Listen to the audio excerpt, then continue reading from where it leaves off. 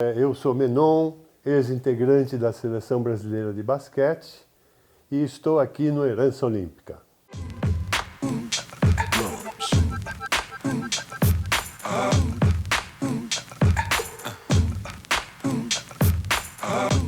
Eu era sócio do Palmeiras, andando pelas alamedas do clube, alguém me interrompe e diz: você não joga basquete?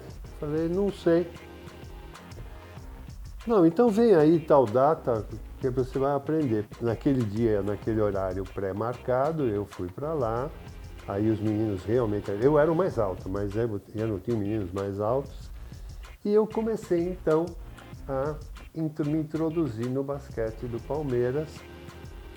Como eu tinha mentido a idade, o primeiro grande problema foi o cadastramento na federação. E para a federação, você ter menos idade e jogar numa categoria superior, não tem problema. O problema seria o oposto. E comecei a jogar no Palmeiras, no juvenil, isso em 1960.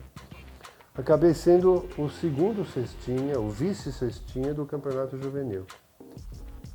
Tanto é que, terminado o campeonato juvenil, eu acabei sendo promovido para a equipe principal. Chamei os técnicos e falei: tem uma coisa muito importante para falar para vocês. O que foi? Eu não tenho 18 anos, eu tenho 17. Melhor ainda, vai bater bola. Eu fiz 18 anos nesse campeonato. Tanto é que, como ele foi na época de janeiro e fevereiro, eu faço dia 7 de fevereiro, foi um jogo exatamente São Paulo contra Ceará. E teve um bolo na hora do jogo, cantaram parabéns a você e me deram um babador de presente porque eu era o mais jovem da equipe. E foi assim que eu comecei.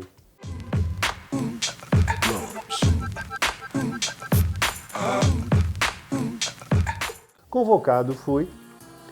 Eu tive digamos, a facilidade de treinar apenas no período noturno. Não treinei durante a parte da manhã, porque eles sabiam que eu tinha obrigações hospitalares. Eu era já médico e residente do segundo ano. E em função dessas obrigações hospitalares, eu viajei para a Alemanha uma semana depois da delegação. Fui em avião de carreira e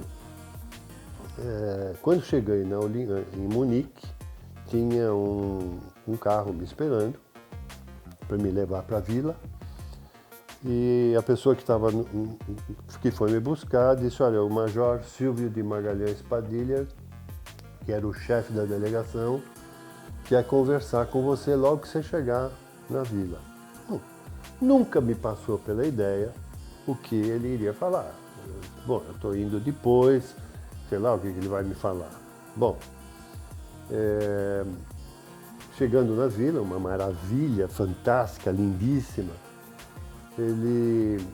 eu fui no gabinete dele e ele disse amenidades no início, né, como foi a viagem, como está no hospital, aquela história, sabia da minha situação de médico, etc. Aí ele disse a frase que eu gravei e está escrita no meu livro, que eu nunca mais esqueci e jamais vou esquecer. Ele disse: Menon, você foi escolhido por unanimidade para ser o porta-bandeira do desfile inaugural. Já estou me arrepiando. Mas eu quero que você saiba que essa escolha não recaiu exclusivamente por aquilo que você representa como atleta, mas fundamentalmente porque você sabe o que está carregando.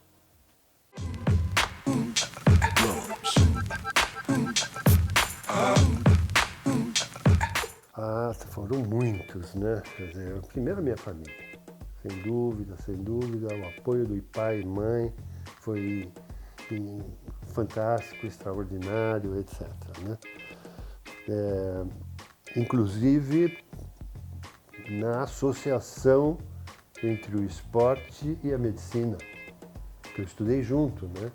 Eu só consegui essa conciliação porque a gente treinava só segunda, quarta e sexta à noite. não tinha uma obrigatoriedade, vamos considerar, profissional, né?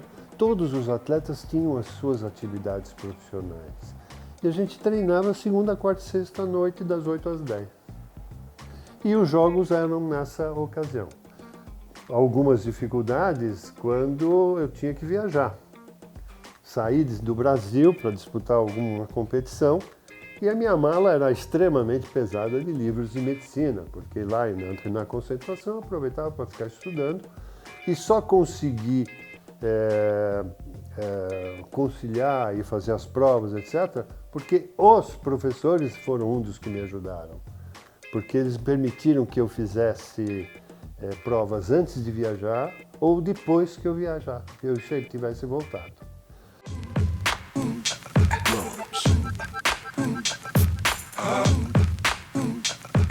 Eu destacaria da seguinte maneira. 1970, Campeonato Mundial da Iugoslávia. Fomos para a fase inicial, derrotamos os 3 adversários e nos classificamos em primeiro lugar. Fomos para a fase final e o primeiro jogo, União Soviética. Não era fracionada em Lituânia, Estônia, né? Letônia, não, era, e nem Rússia, era União Soviética. E esse é o jogo mais marcante que eu quero dizer para vocês, que me ajudou inclusive numa época que eu estava internado no hospital, eu também não sei porquê, comecei a pensar nesse jogo. E nós estávamos perdendo no primeiro tempo de 12 pontos de diferença, numa época que não tinha cesta de 3 pontos. No intervalo, estávamos cabisbaixos no vestiário e o Canella entrou esbravejando um monte de palavrões, deu um tapa na cara de cada um, parecia uma coisa meio de filme pastelão, todo mundo levou um tapa na cara e nós voltamos para a quadra, demos a mão e dizemos: vamos ganhar esta M. Foi a maior demonstração de garra que eu participei. Associado à torcida iugoslava, que era toda do Brasil, lógico, eles não iam torcer para a União Soviética, mas toda do Brasil, os russos começaram a se perder na quadra. Começaram a fazer violações, a bola deles não caía e a nossa caía, porque nós nos desvencilhávamos com mais facilidade. Então eles começaram a se perder e nós ganhamos o jogo. Para surpresa de todos que diziam que a gente não ia nem se classificar, ganhamos da União Soviética. E naquele campeonato nós acabamos sendo vice-campeões do mundo.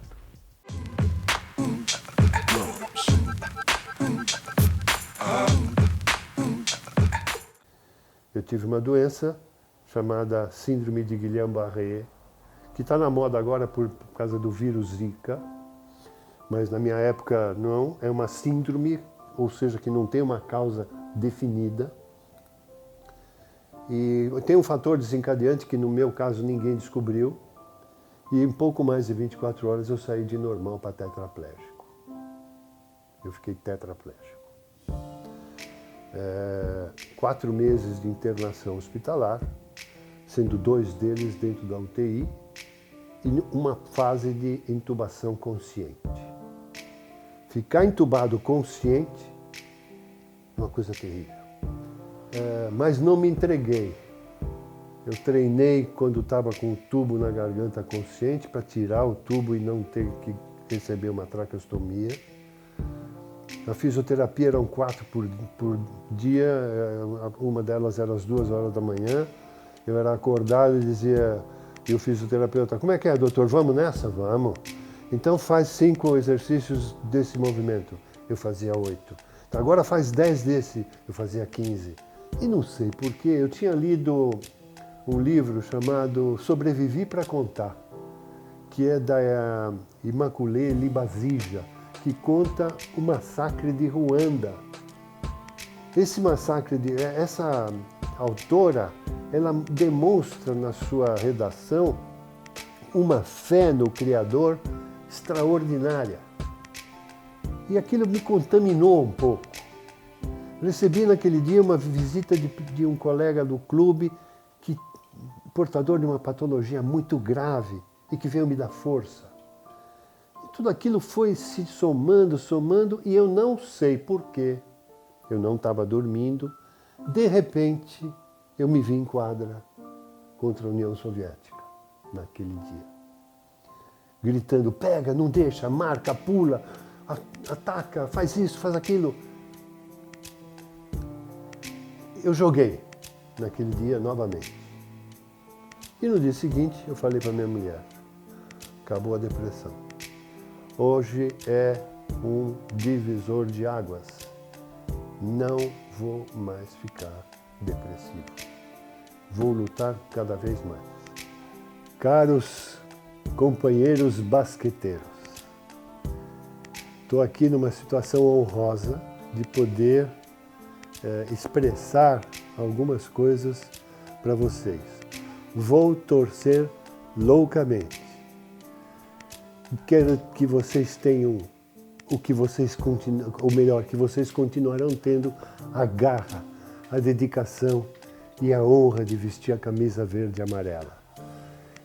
Vocês estão muito bem preparados, porque o Rubem Manhano é um técnico altamente conhecedor do basquete, e eu espero que vocês representem, e tenho certeza que vocês vão representar muito bem as nossas cores, e com a torcida brasileira eu tenho absoluta confiança em medalha. Desejo a vocês muita sorte, que vocês tenham muitas felicidades e contem com a minha torcida. Um grande abraço a todos, um abraço especial ao Rubem.